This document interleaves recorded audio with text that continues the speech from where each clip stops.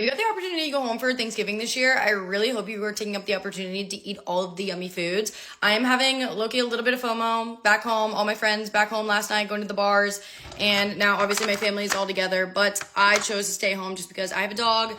It just doesn't seem feasible for me to be traveling right now and then literally a month later with Macro. I'm just choosing to go home for Christmas just a little bit longer than I typically do. I'm not gonna lie, it's actually been quite nice just laying low back here in Austin and not moving.